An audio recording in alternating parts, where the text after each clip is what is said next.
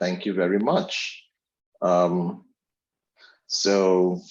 Winifred, do you want to talk about Build Return before we start, or will that be God's Good morning, everyone. It's a pleasure to have you here again, this time virtually.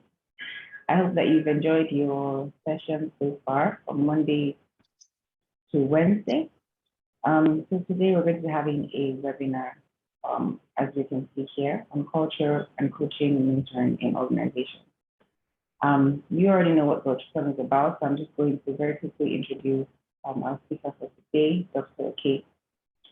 So Dr. K is an experienced knowledge services professional with over 20 years experience across consulting experiences such as organizational culture, intercultural management, diversity, equity, and inclusion, DEI, business analysis and strategy, finance and credit risk analysis, and investment research. So he was formerly an analyst with one of Nigeria's leading consulting firms, Augusto & Co. And then he went on to work in other financial services, telecoms, ICT, food and beverage companies, and then went back to Augusto & Co., where he served as the pioneer chief operating officer for the firm's training and consulting subsidiary. Currently the vice president in the Africa region in Hofstede Insights, which is the world's leading name in cultural studies. And he has led research and consulting efforts on DEI in Nigeria. And under his leadership, they published Nigeria's first DEI report. He has a bachelor's degree in the Federal University of Technology, Owerri, in management and finance. Please welcome Dr. K. Thank you. Thank you so much, Winfred. I really appreciate the introduction. So glad to see everybody here. Today's session will be interactive. We would like you to please join us when we have questions or when we have other things that we would like you to share. If you have a question, please type your question in the chat box. And if you would like to ask the question as well, we would like you to please raise your hand, and you can raise your hand by using the controls, the Zoom controls. If you're unable to see it, just click on the More button, and when you click on More, it will show you reactions. And when you click on the Reactions button, you can raise your hand, and we will see you. And the advantage of raising the hand is raising your hand would help us to know who wants to ask questions before the other people, so that we can do it sequentially on a first come, first serve basis. Winifred, I see your hand up. Yes. Are you? Yes, so just to demonstrate. Well, yes, and then also to mention something, but also to demonstrate as well. Please, could you put your name, put down your name when you're registering or logging in for attendance purposes, so I can see who is in attendance. So if your name isn't already visible, please just put it there, so it's easy for us to identify you. And then also we would absolutely love to see your faces. So you can take your time and turn it on when you're comfortable and when you're able to, but it would be really, really appreciated if we could turn our cameras on from time to time at least, so that we can see you. Thank you. Thank you, Winifred. Yes, please turn on your cameras if you can, so that we wouldn't feel too lonely out here, looking like we're the only people here. Oh, thank you very much, NK. Thank you, Imade. Thank you so much. We see you looking very lovely, actually. Thank you. Looking very nice. So we're talking about coaching and mentoring in organizations, and how does it relate to culture? How does culture impact it? And how does it impact culture? Very interesting topic, of course. Before I start, I want to just take a few minutes and just recognize what our founder, the founder of our organization, Professor Geert Hofstede, said about culture. his view was that the survival of mankind will depend to a large extent on the ability of people who think differently to work together. And this is what our organization, which is basically partnering with Veltriplum, this is what we do.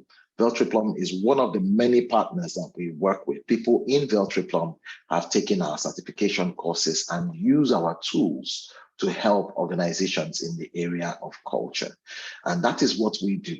We focus on culture in various ramifications. We look at organizational culture, we look at intercultural management, we look at consumer culture intelligence, we do a lot of research analysis, data analysis, training programs to advance the issue of culture. We try to help organizations to leverage culture as a tool for success in their organization. We've worked with over 5,000 entities on every continent, in every sector. If you look at even governmental institutions, even in Nigeria, we have worked with. We've worked with the UNDP, we've worked with the US Marines, we've worked with so many organizations across the world. Winfred has already introduced me, so I'm not going to spend time talking about myself. I'm a culture professional, but also a management consultant. My initial background was in management consulting, business analysis, but I've added to that culture and strategy, of course. This webinar has two key aims. We want to look at how culture influences coaching and mentoring. And at the end of the day, based on everything that we have heard, I'm going to ask you to give me some feedback. How do you think we can leverage culture for coaching and mentoring, especially in the NDIC? Let's start with a few definitions, and I want you to type inside the chat box. Can you help me so far, based on everything you've been learning? Can you help me type in the chat box and tell me how you would define the word coaching? How would you define the word coaching? What is coaching, or who is a coach? What does a coach do? Please type in the chat box and I will read your contributions. Coaching. Short definition for coaching.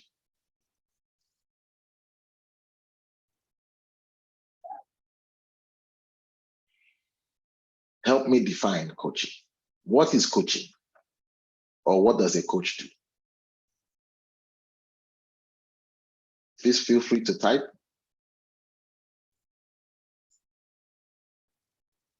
What is coaching? It's not a trick question, so we want to gather knowledge together.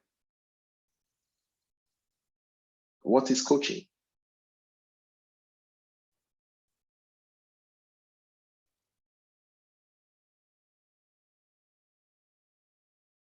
I'm yet to see any contributions.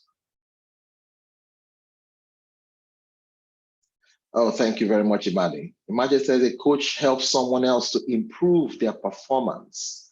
A coach helps someone else to improve their performance. Thank you so much for that. Yeah. Straight to the point and very, very articulate definition. Is there anybody else that would like to give us a definition of coaching? Another perspective? If I can have one more, I will really be happy. Thank you so much. And they are now coming. Many of them are coming. I see from Samson Chalon. Samson says, coaching is the ability to unlock hidden talents for improved performance. Edwin Esagwedo says, coaching is basically about facilitating the development of individuals by unlocking their potential. And then coaching, this is from NK, coaching is an interactive process that facilitates the realization of potentials. Wakili says, bringing out the best from others to improve and close performance gaps. Thank you so much for these definitions. I want to ask you to define mentoring. Mentoring, a quick and succinct definition of mentoring. How would you define mentoring? Okay, I see from Ramatu about coaching as well. Ramatu says, Ramatu Sani, coaching is the ability to guide someone to improve and be at their best. Thank you so much for these beautiful definitions. You know, learning is when we all contribute together. That's why Google is still the most powerful company on earth, because everything Google does is Google is basically taking from all of us. Google is taking from all of us and putting it out there. So let us be our own Google today. Let's contribute knowledge. And I will share my own definitions as well. We will share ours, but I want to gather from you as well. Mentoring, please help us define mentoring in your own words. Or what is mentoring, or what does a mentor do? What is mentoring? What does a mentor do?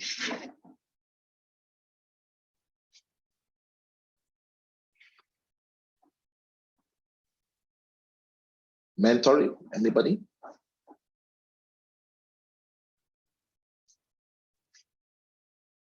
This is one of the reasons why I love webinars, because if we were in class, it might be difficult to take everybody's reaction at the same time. But now that we're online, we can all contribute easily by just typing it in. So mentoring, please help us define mentoring.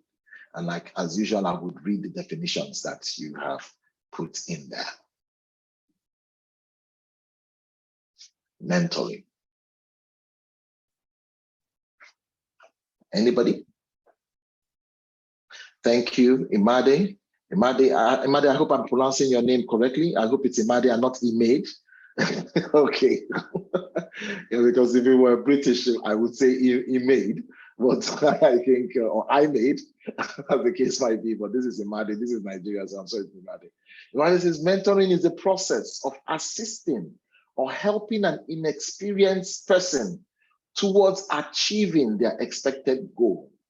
The process of assisting or helping an inexperienced person towards achieving their expected goal. Thank you very much, Imade.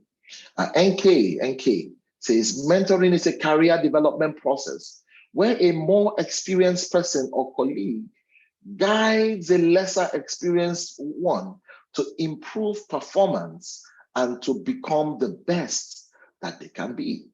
To become the best that they can be. Thank you so much, NK. I see another one from Samson Cholom. Samson said, mentoring is a process of advising a younger or junior person to higher level, to a higher level. Ramatu Sani says, mentoring is the language of the leaders. Wow, that's very philosophical. Says it is holding someone's hand and lifting him up for a better performance. From Edwin says, mentoring is about developing individuals by pairing them with more experienced people. Pairing them with more experienced people. Thank you so much for these beautiful definitions. If there's one more, please send it in because we're about to go to the next one. I want you to define the word culture.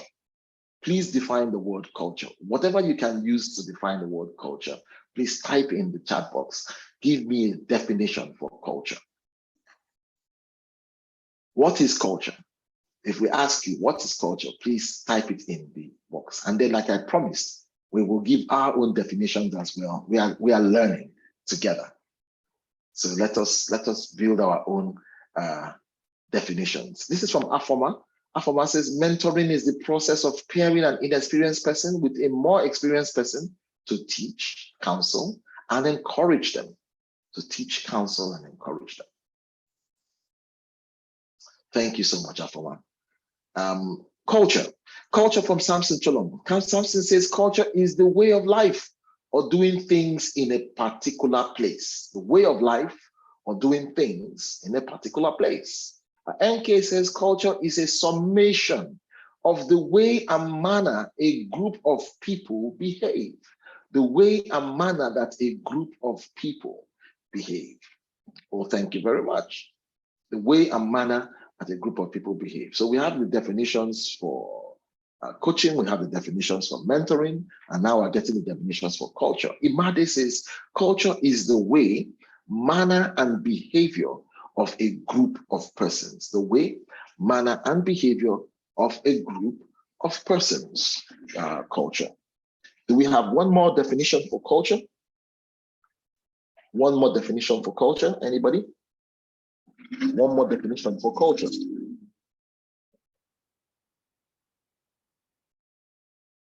Any more definitions for culture?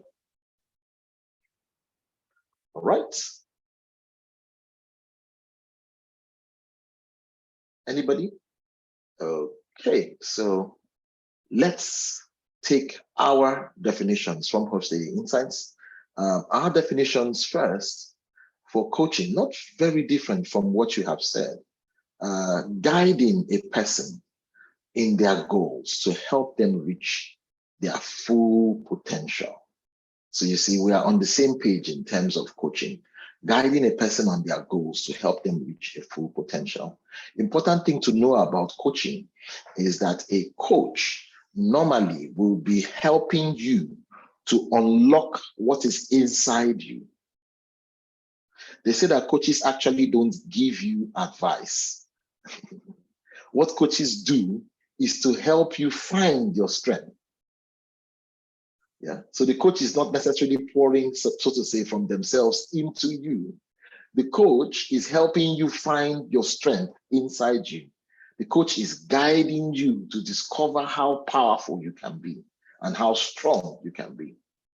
A mentor, on the other hand, a mentor shares knowledge, shares skills and experience to help you develop and grow. A mentor is like somebody that you are trying to resemble in your behavior. You are trying to learn from their own experiences. The key difference between a coach and a mentor is that when you are talking to the coach will be asking you questions about yourself. In proper coaching, a coach spends more time asking you questions. A mentor, on the other hand, should spend more time reflecting from their experience to tell you, well, when I was applying for that job, this was what I did. This is why I did what I did. That's what a mentor will be talking to you about. A mentor will be sharing their experience, their knowledge, their skills. This is how I solve problems. A coach, on the other hand, may not necessarily be sharing knowledge and experience to you in the same way that a mentor would. A coach will be helping you through a series of questions to find your solutions, to unlock your potentials. I see another definition from Afoma about culture. Culture is the way of life for a group of people. And let us now talk about culture. This is Professor Hofstede's definition of culture. Professor Hofstede talked about culture on two levels. The first one is national culture. He called national culture the collective programming of the mind that distinguishes the members of one group or category from another group or category of people. And then also provides another definition for organizational culture. Organizational culture, in his view, is how the members of an organization relates to one another, relates to their work, and relates to the outside world compared to other organizations. Compared to other organizations. So, with Professor Hoste's studies, and I keep referring to him, he's the one that started our organization almost 40 years ago. He brought out two models on culture. One model looks at national culture. Edwin asked a question, can you coach and mentor at the same time? Yes, you can.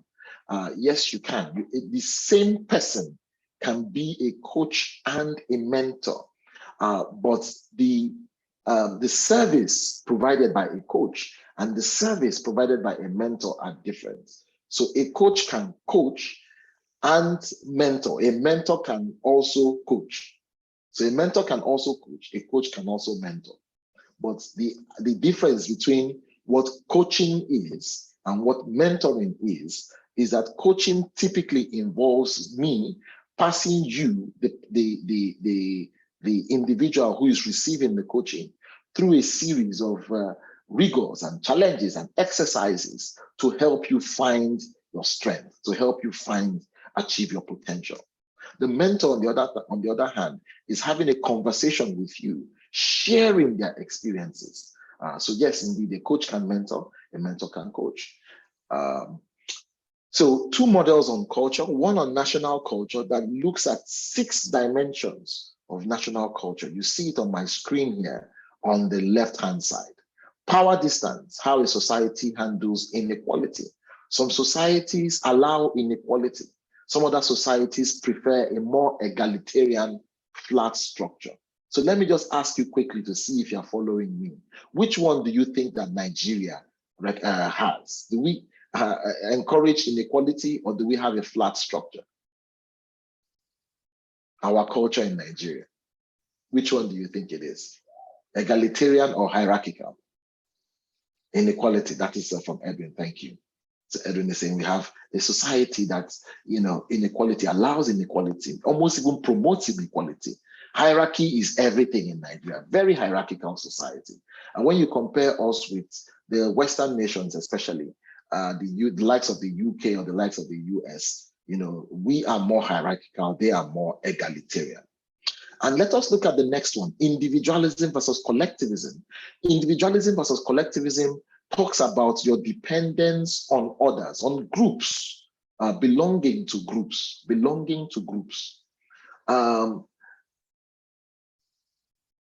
Some societies depend heavily on groups. Being a part of a family, being a part of the group is really important. In other societies, being a part of a group or being a part of a large family is not so important.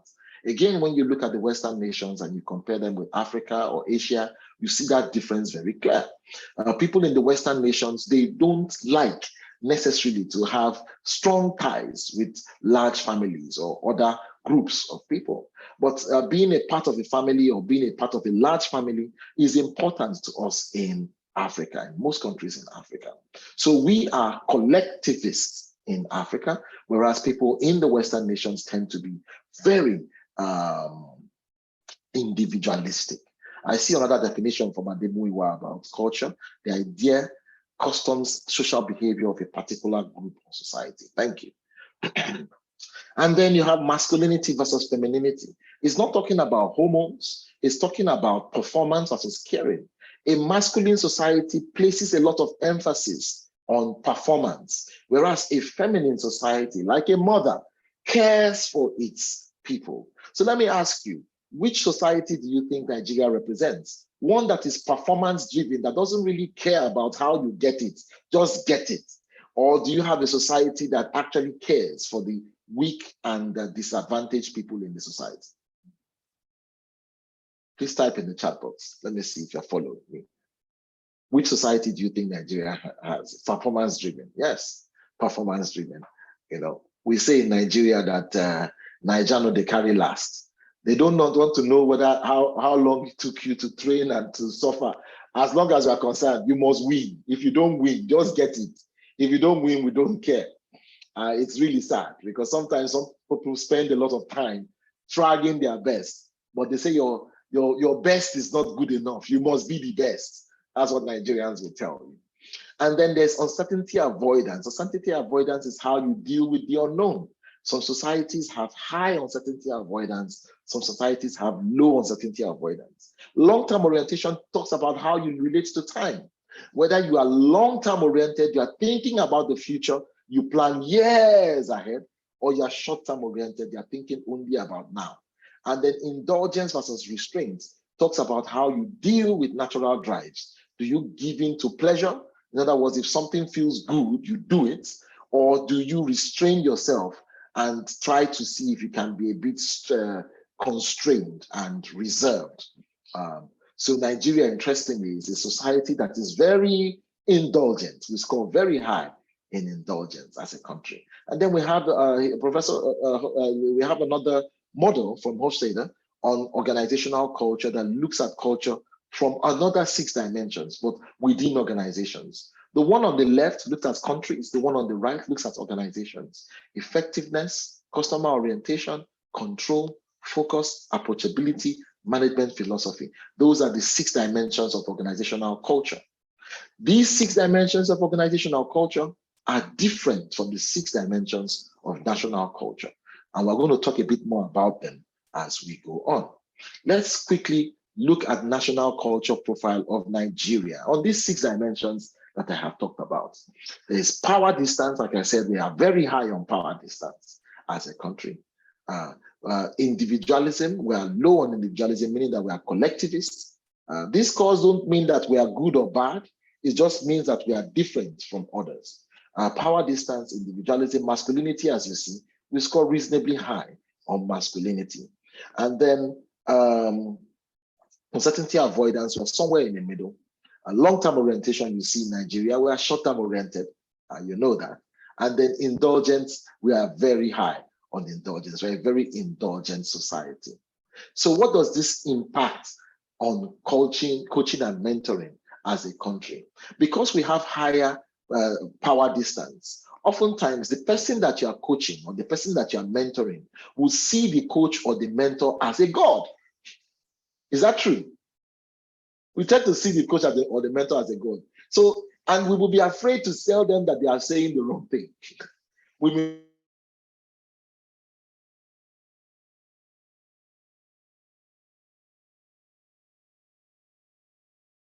apologies, I think my network went down. Can you see me? Can you hear me? Yeah. Hello? Super. But my presentation is off, yes? Yeah. Okay. So apologies. Well, we are here in Nigeria after all, so that's not an excuse, but network glitches will always be there.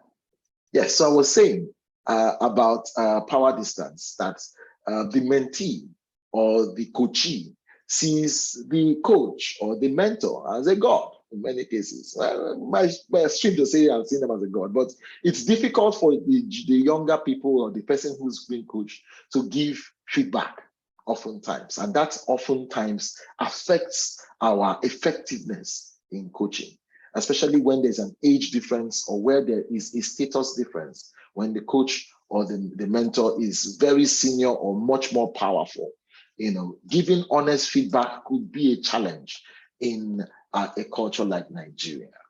When you have a collectivist culture where people side with the group rather than siding with the coach's counsel, it's going to be, there's a lot of people side with the group rather than being themselves. Yeah, there's pressure to follow the peer group rather than the coach's counsel. So the coach or the mentor will tell you what they have to tell you.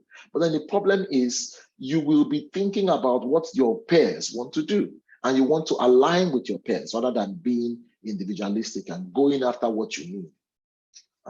And then in terms of masculinity, because we are performance driven, that also impacts our coaching and mentoring, because sometimes the coaches and mentors will be trying to stretch you further than you can actually go as a protege or your mentee. And then most organizations, because we are short-term oriented, unfortunately, we don't factor coaching and mentoring in our succession planning in many organizations in Nigeria. These are just some of the issues that we are facing in Nigeria. But we want to also note that as a coach or a mentor, you need to exercise patience with your coachee or your protege and your mentee. You need to exercise patience with them.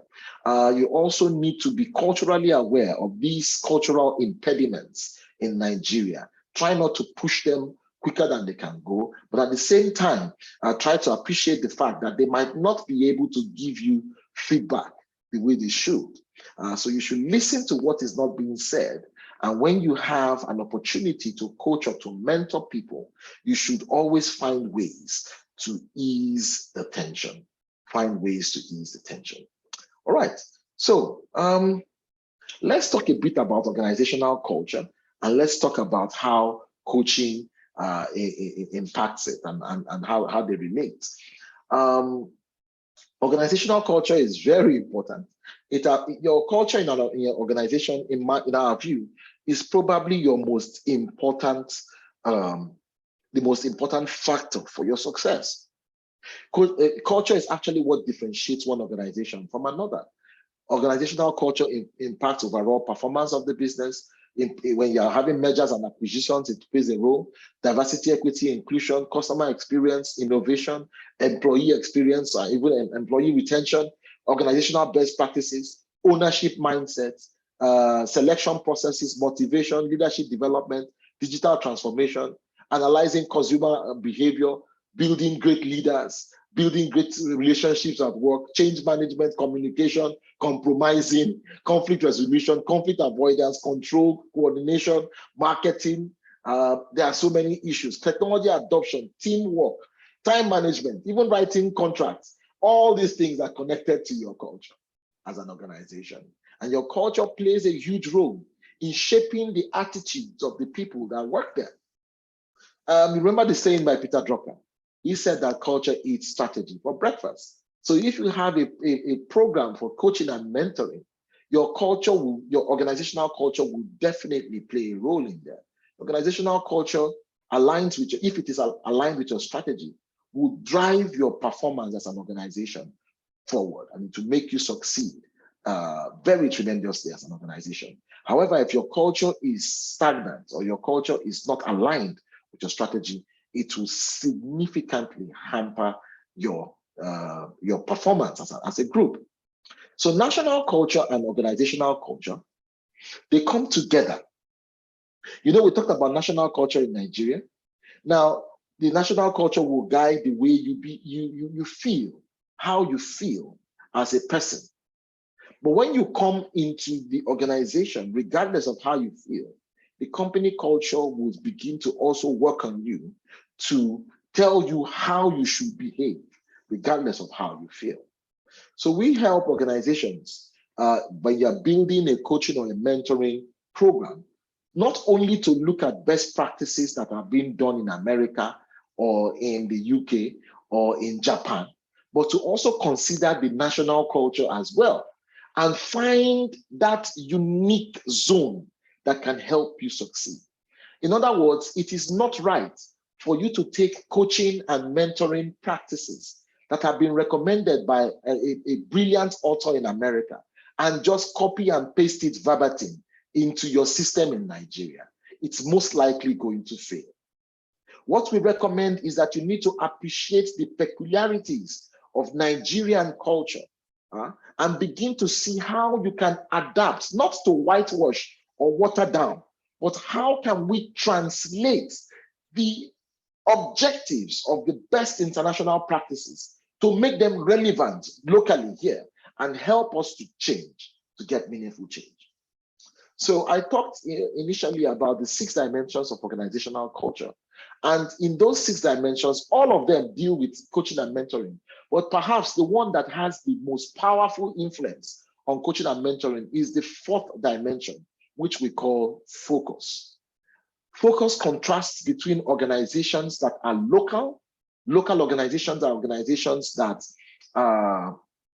they tend to promote people siding with their boss, even when the boss is wrong.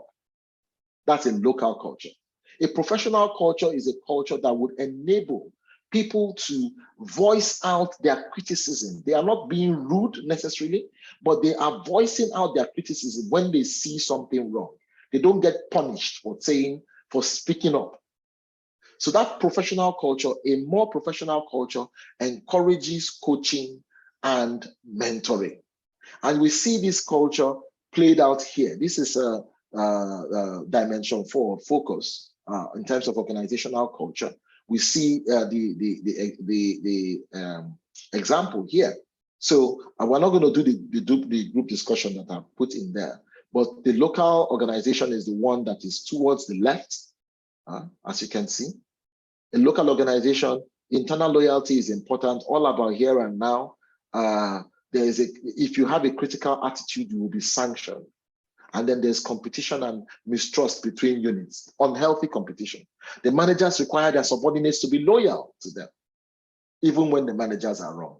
However, a professional organization encourages diversity of thinking and diversity of views and ethnic diversity and all of that. It encourages people to be critical. When we say critical, critical is not being rude. There's a difference between being critical and being rude. Being critical means that you're questioning the status quo. Simply because we have always done it like this does not mean that we should continue to do it like this. A more professional organization, which we also call a learning organization, would be asking questions whether there's a way to get things done better. And coaching and mentoring will be encouraged in that kind of organization to fast track learning. In such an organization, it is important to know what the competition does. That organization is outward looking. They will have a long-term horizon, and then they also will learn from their mistakes.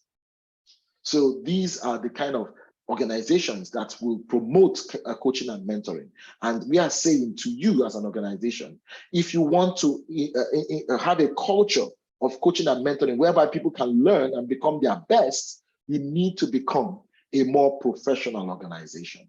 And perhaps, later on, we might be able to discuss on how you can get there as an organization. So essentially, we're saying that organizational culture, the kind of culture you have, can impede or enable coaching and mentoring within the organization. And while we are still thinking about this, let's put one more factor that really, really determines how this culture goes. The leaders. Leaders have to be aware of their influence in the organization. You are the ones, the leaders, you are the ones that are curating. You are the ones that are curating the culture.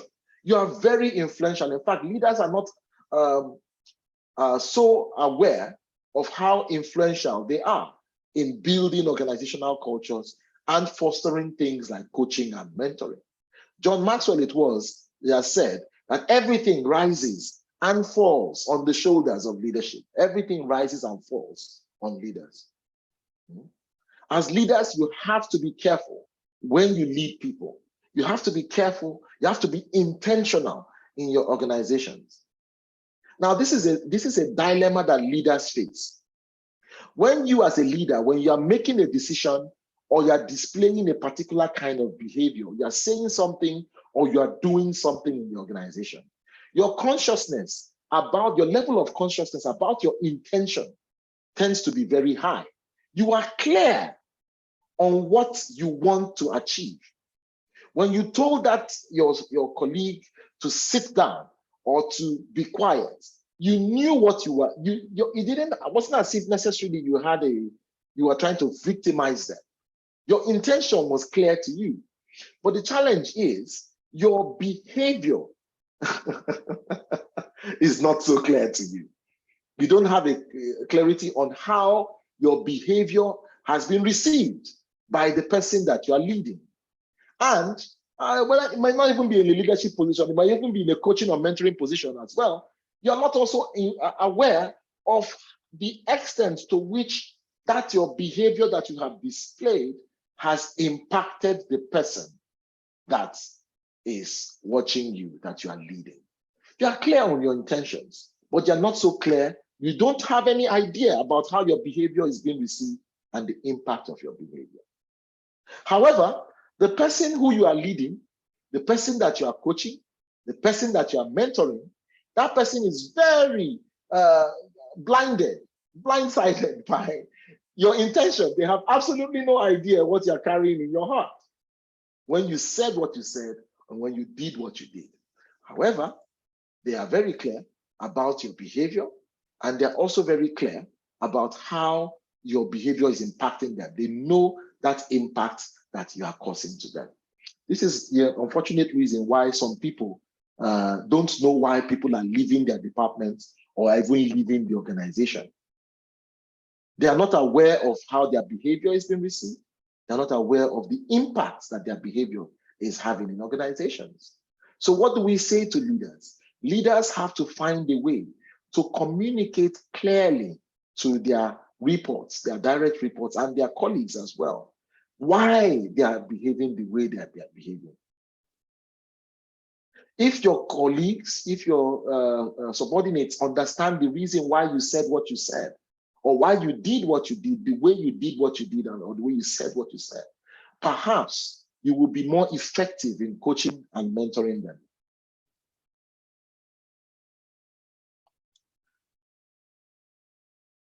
So now, this is a dilemma that organizations typically have. Leaders, the average leader spends something like 80,000 hours.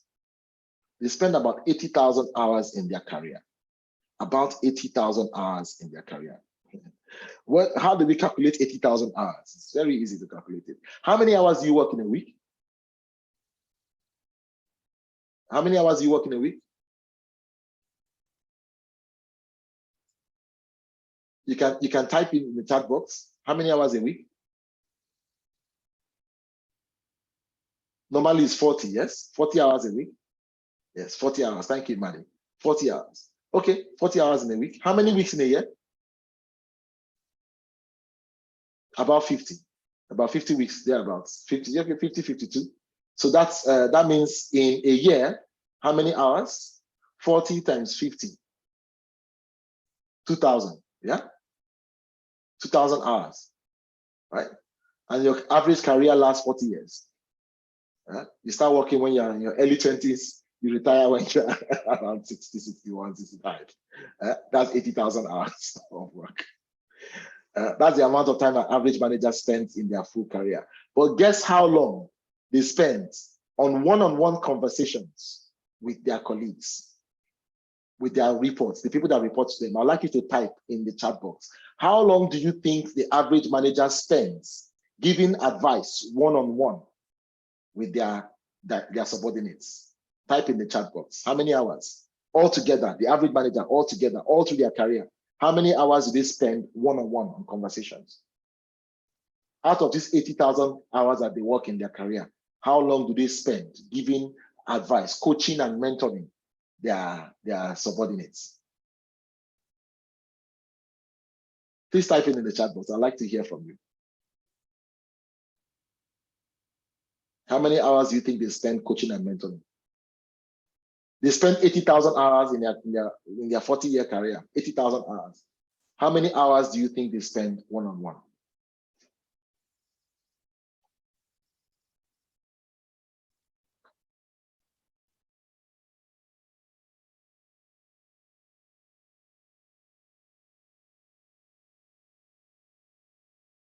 Oh, 20,000. Ademuyiwa says 20,000. Anybody else? 20,000? Do we have 30,000? Anybody thinks they spend up to 30,000? Maybe like, or even 40,000, like half of their time? 20,000? 10%. So 10% is 10% will be what? 8,000. 8,000. Imadi says 8,000. Maybe about 10%. Okay. 10,000. Edwin says less than 10,000. Less than 10,000. Right. Okay. I will show you. They spend about 200 hours.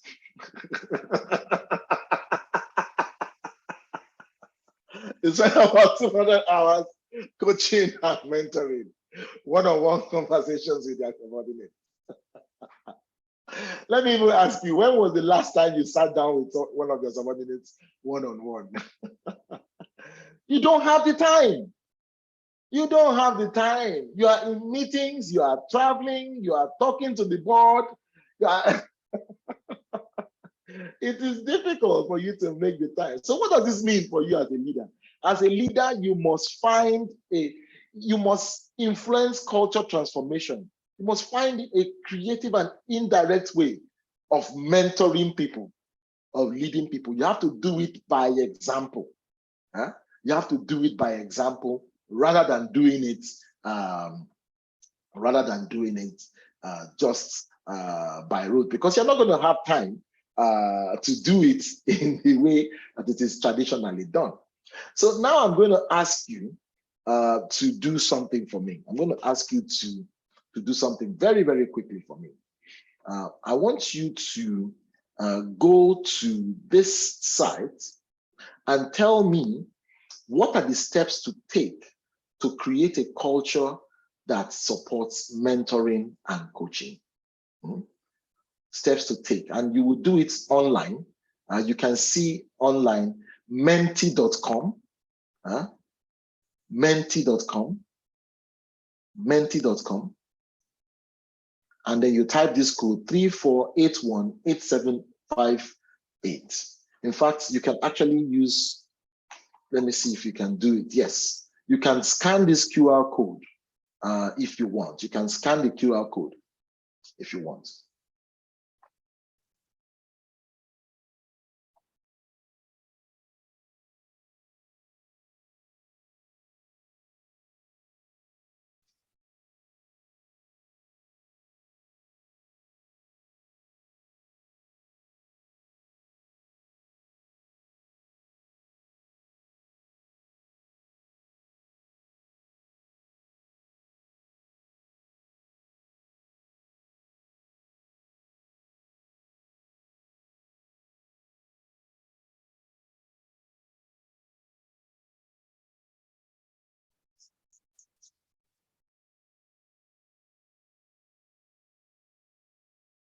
If you have got the code, please just give us a heart.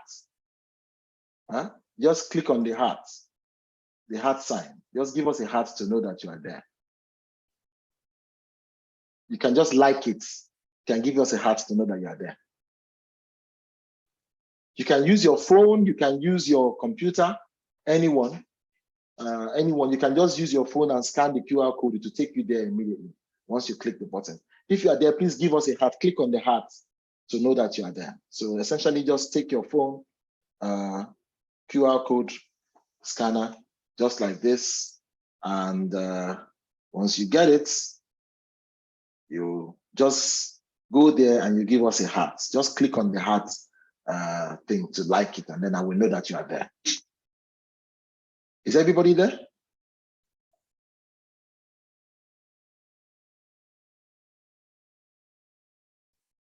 Is everybody there?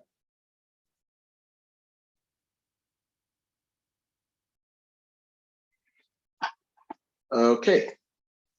Oh, super. You're there. So let's go. What are the steps to take to create a culture that supports mentoring and coaching? Please just type in. You can type as many suggestions, but try and make your suggestions brief, please. Make them brief, but you can type as many as you want. So you can type 1, you can type 2, you can type 3, you can type 4. So just submit, and then you type another one and submit. You can type another one and submit. You can submit multiple answers, but make each answer short and simple so that we can read it out. What are the steps to take to create a culture that supports coaching and mentoring?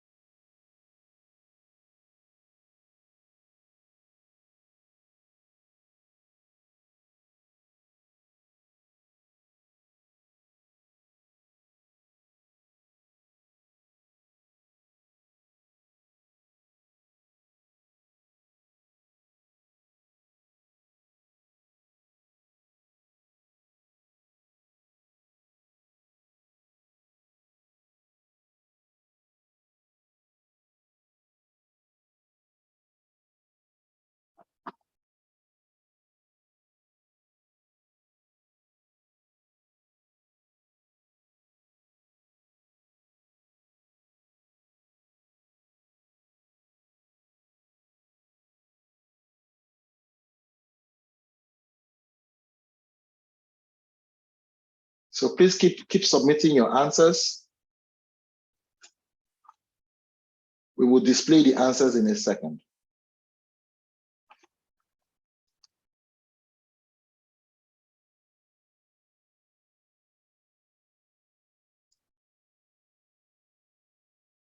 So we have 4 answers so far. We must identify people in the organization that have interest in coaching or mentoring. We must identify, I think that is a repetition. Empower him by providing him with relevant tools to succeed. Training. Another one, creating the right environment. Third one, incentives. And the fourth one, sanctions. This is very, very articulate. Thank you so much. Sensitization of staff on the importance and benefits of coaching and mentoring. Continuous communication to drive awareness, and also modeling of coaching and mentoring by superiors. Thank you. So these are the 4 contributions we have. Let's keep the contributions coming, please. Let's keep the contributions coming. Let's keep the contributions coming. Let's keep the contributions coming.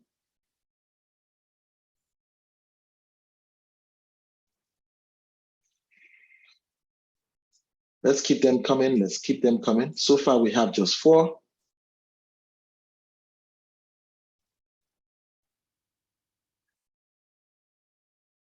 Please keep contributing. Please keep adding. Please keep adding.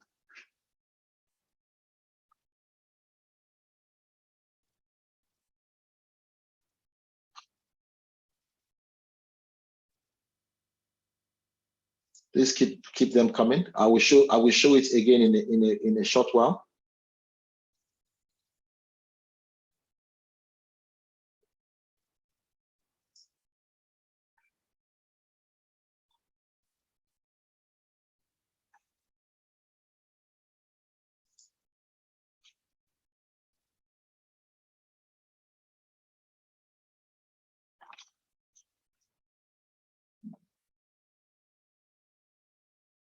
Okay, so I'm going to share the screen again. Some more responses have come in.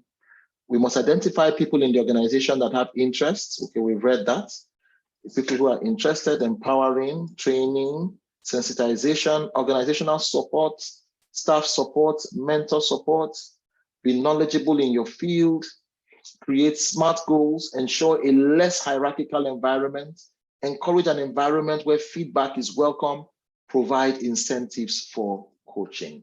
Oh, thank you so much, ladies and gentlemen. Appreciate all these recommendations, So let's see if we can have this being shown. Be knowledgeable in your field, sensitization, create smart goals, ensure a less hierarchical environment, training and coaching, organization change, rebranding and sensitization. Please keep the conversations coming. Please keep the conversations coming. Please keep them coming. We will keep it open for one more minute. We'll keep it open for one more minute. We'll keep it open for one more minute.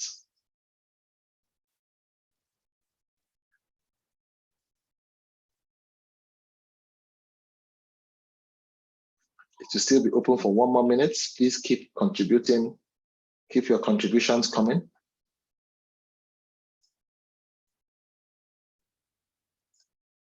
Apologies, I think there's a bit of a challenge with this.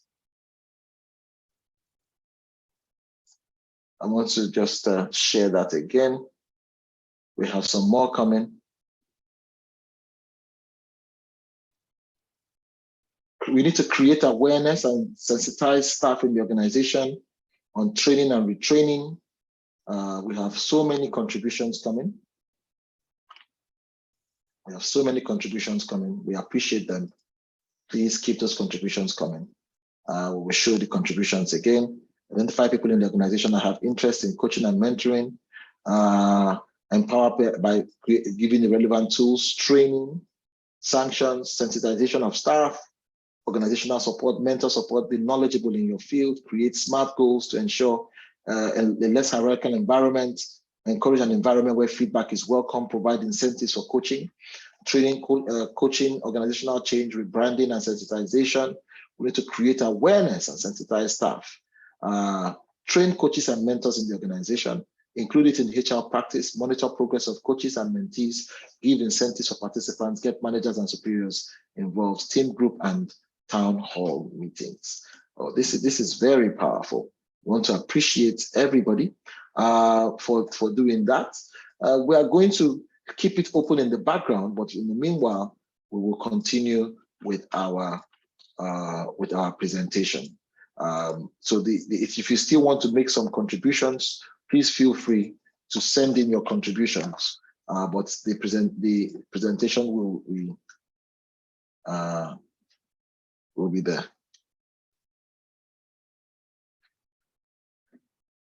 All right.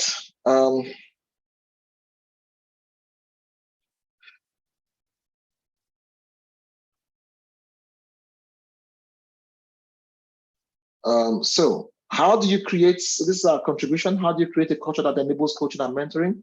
The first thing to do is you need to know what to change in the culture. Before you go and start making changes, know what to change. Do a diagnostic that would help you show where you are right now versus where you need to be in the kind of culture you have so that you can identify specific issues that you have in your organization and begin to change them. All right. Leaders as well, it's important for you as leaders to know yourself.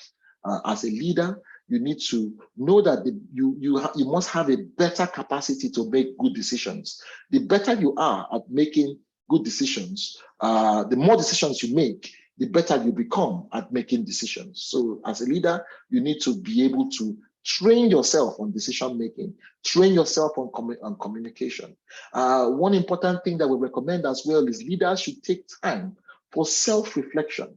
And when you're doing self-reflection as well, you need to get candid feedback, not only from your superiors, but from the people on the same level with you and the people that report to you on how your behavior is, so that you can begin to make changes. You can implement a coaching and mentoring system based on the changes that you're trying to make in your culture. So there must be an alignment between your culture change and your coaching and mentoring system. You must constantly evaluate and monitor progress. And importantly, you should get expert help where needed. What we show you now is an example of what to change in terms of your culture.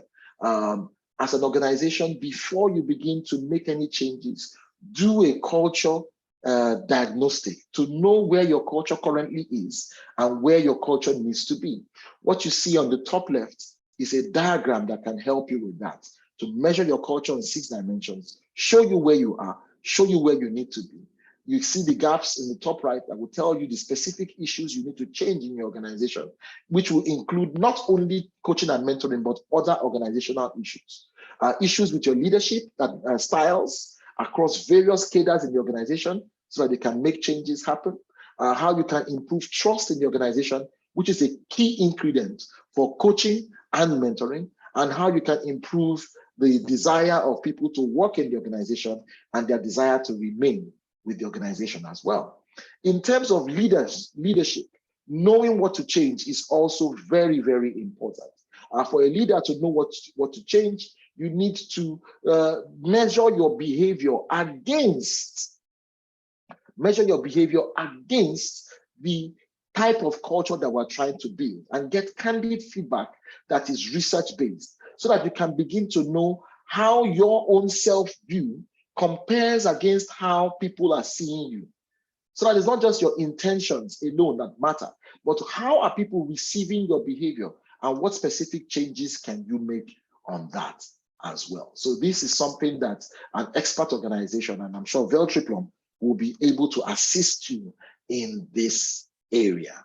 And then lastly, or not lastly, but one of the things that we want to say, when you are putting together a coaching and mentoring system, and by the way, you will get these slides. When you're putting together a coaching and mentoring system, we normally recommend that when it comes to coaching, the coach should be 2 levels above the coachee or the protege. The coach should be 2 levels above their coachee. So in other words, if you have staff, the person who should be coaching the staff should be a manager. The manager will be coaching the staff. And then a supervisor, somebody at supervisor level, in this case, it will be senior manager. Please, this rule is not hard and fast, because not every organization is structured in this way. Supervisor will be coached by senior manager. Manager will be coached by somebody on ESCO level. And then the senior manager can be coached by the CEO, as the case might be. And of course, if the CEO is not, if it doesn't have the time to do that, then somebody at ESCO level can do that. And then when it comes to mentoring, you go one more level above. So rather than the staff being mentored by their supervisor or their manager, they'll be mentored by the senior manager. And then the supervisor by somebody at ESCO level, the manager by the CEO. And then, of course, the senior manager will be mentored by somebody else who is probably much more senior, that is not in the organization, as the case might be. So this is a recommendation. It's not a hard and fast rule. You can drop 1 level from what we have recommended and still have it effective.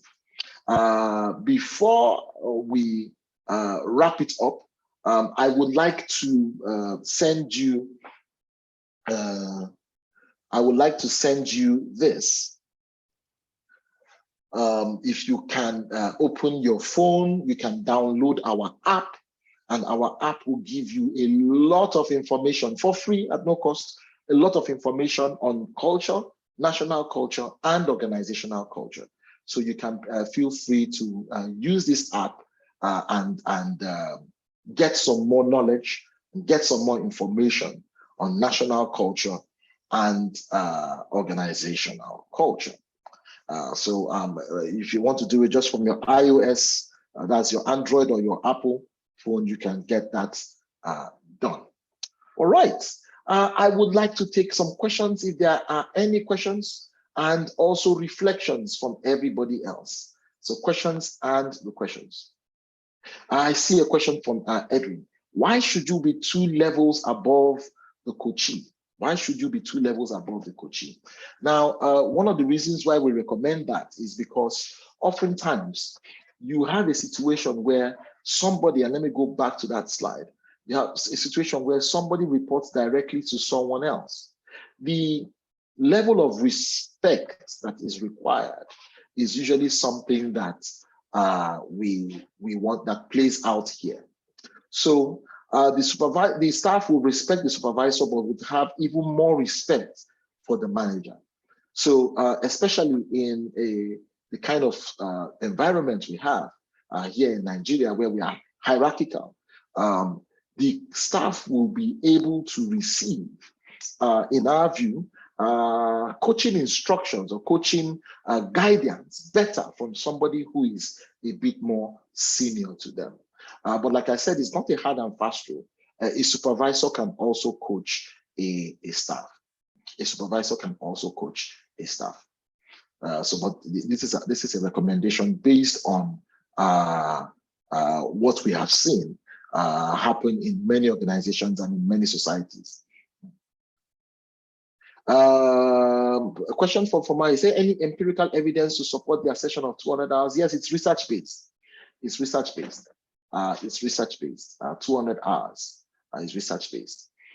It's based on information that has been gathered from various managers over time. This is not saying that 200 hours is ideal. That is actually the contrary. What we're saying is that it is so small. In other words, we are alerting managers to the fact, or leaders to the fact, that your time is usually taken up by so many other things. When you look at your work schedule as a senior person in an organization, you see that you spend majority of your time in meetings, either internal meetings at senior level or external meetings with stakeholders. So it leaves you with very little time to do your own work, which is to review the work of the people that are reporting to you, the reports they are writing, or whatever it is, or to make approvals or whatever, or to even plan the strategy or to appraise the work that they have done. And it leaves you with even little time, even very, very little time, to sit down with each of the people who are reporting to you and begin to give them tailored feedback on their behavior. It's unfortunate that it is the way it is, but you can, as we suggested, you need to find creative ways to make it happen. You need to find creative ways to make it happen. You have to find a way to be more intentional in your communication and to create time as well to coach or mentor your colleagues, the ones that report to you or the ones that have been assigned to you. Thank you so much for these questions. We would like for you to bring some more questions. Please give us more questions. More questions, more questions, more questions. More questions, please.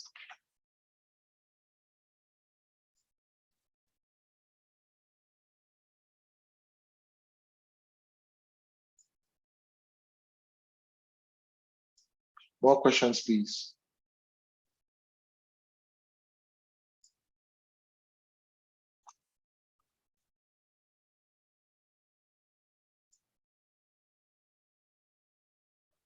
Any more questions?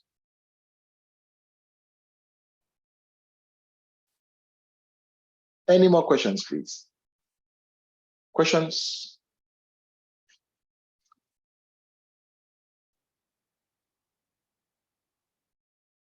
Okay. Now, this is where I would ask you to please join me in creating knowledge. I would like you to go back to that link that we posted earlier. This is the link here. I'm going to share the link with you again. I want you to please tell me your takeaway from this session. What are you taking away from this session? What are you going to do differently from today? And again, it is to use this link to do this. So again, you can just go quickly to this link. Either you go to menti.com and type in the code, or you use the QR code to do it. So menti.com, type in the code, and then, or you can use the QR code and scan it. So I want you to tell me, what is your takeaway from today? What is your takeaway from today's session? What are you taking away? What are you learning? What would you be able to share with others after today? Please type in it. As like I said, if you want to do it, you can just quickly take this.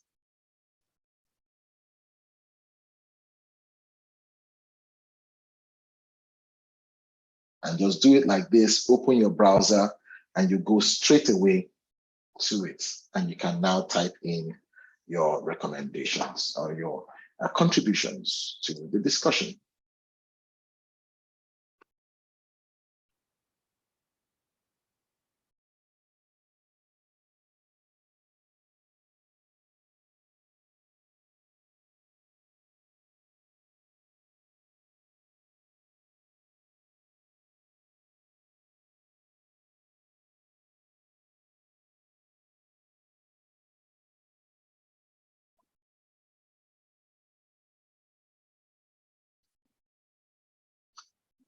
Ijoma, I see your hand raised. Yes, I just wanted to please ask or we address the issue of writing the name appropriately. So I see there's someone, written whose name here is iPhone. So could you please just help me write down your name so that I can easily identify it? Thank you.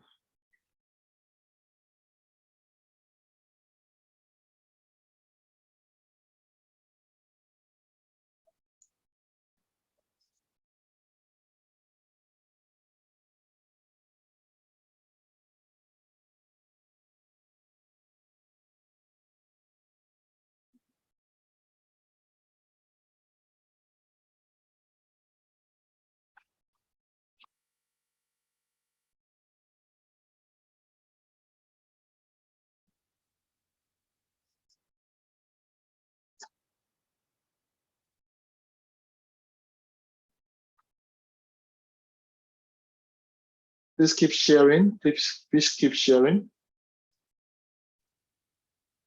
What are you taking away from today's session?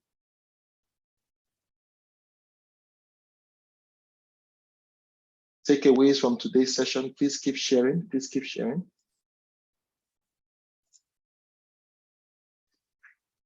Only one person so far.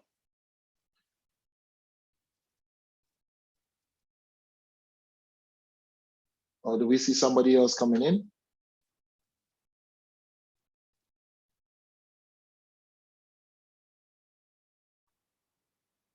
Okay, some more have come in. Some more have come in.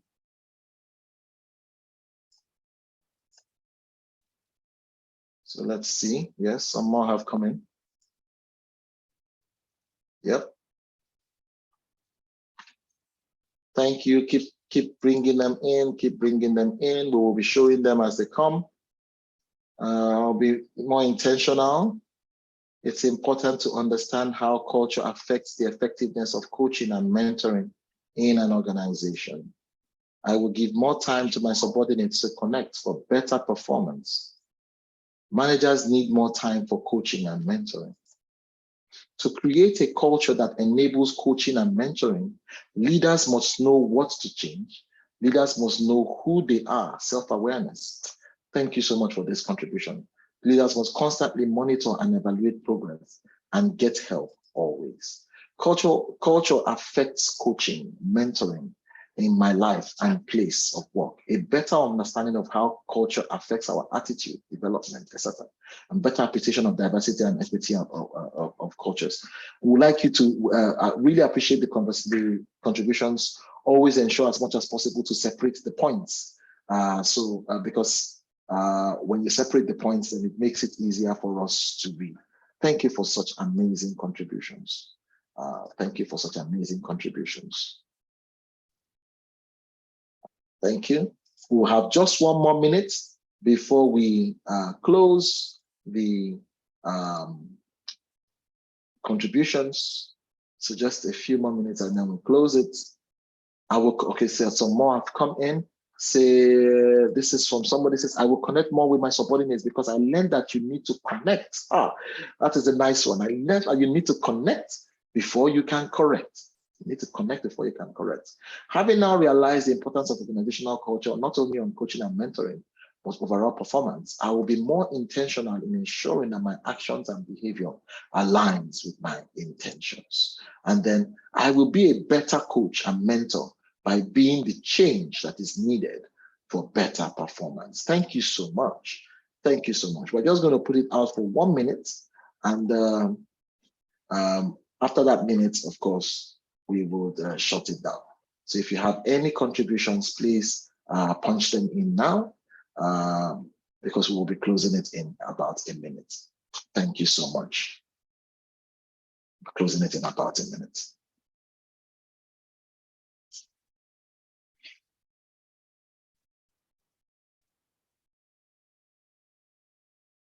If you have any other contributions, please put them in. What we will do is we will share the contributions with you. We will share the contribution. Okay, I see one from Francis. Coaching and mentoring remains two of the best initiatives for improving performance of employees in the workplace. Francis, I would want to please ask you to put that in the Mentimeter. You can use this code, either this QR code, or you go to menti.com and you enter the code 34818756 to bring it in. And the reason is because we want to gather all of these together and share as a PDF. And when we have it, we can now do that very easily. Thank you so much for these brilliant contributions and feedback.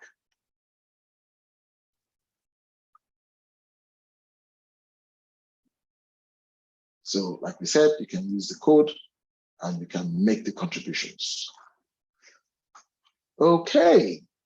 Thank you very much, everybody. Thank you very, very, very much. If you still have contributions to bring, the site will be open and we will bring in those contributions. But for now, this is where we will wrap up our webinar and say a big thank you to you.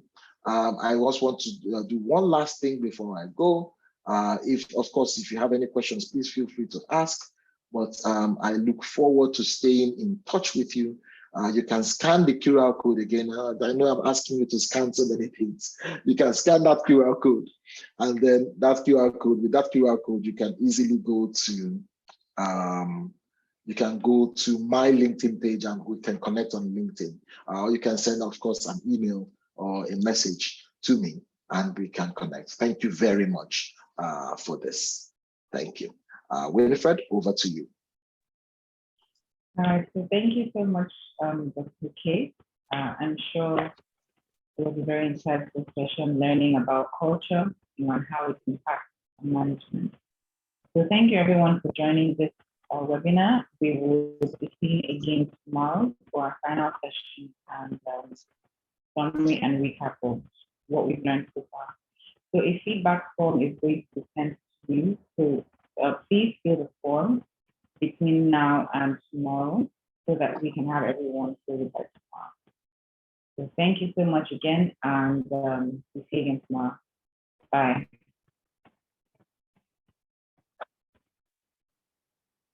Thank you very much, Imade. Thank you very much. Thank you very much, Imade. Thank you very much, NK. Thank you very much, Kolere GM. Thank you very much, Ramatu. Thank you very much, Ademuiwa. Thank you very much, Edwin and Samson Cholom and Nasir Malam. Thank you so much for all the contributions. Thank you, thank you, thank you. Thank you, Nice Nuruddin. Thank you, Francis. Thank you, everybody. Thank you. One more thing, please.